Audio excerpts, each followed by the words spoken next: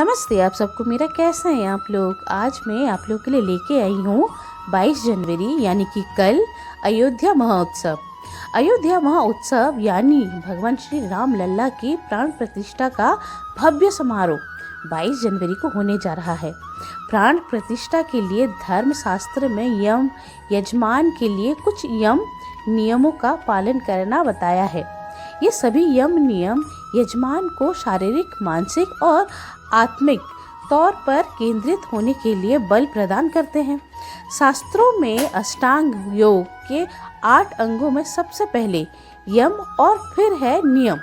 आइए जानते हैं कि प्राण प्रतिष्ठा में यजमान को कौन कौन से नियम का पालन करना होता है।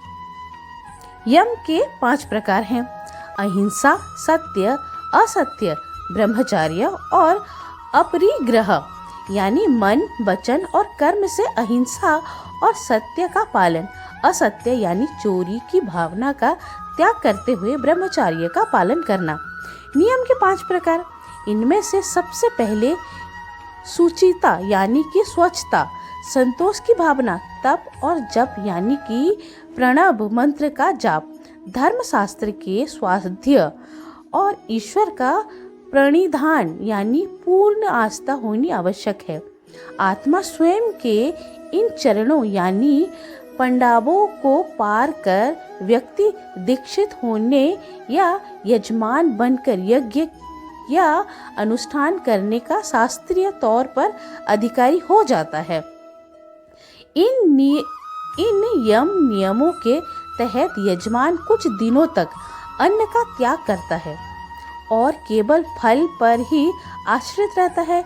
यजमान जमीन पर सोता है, प्रतिदिन एक निश्चित संख्या में मंत्र जाप करता है, यज्ञ हवन करता है, प्रतिदिन यजमान गाय व ब्राह्मण की सेवा करता है और दान पुण्य करता है।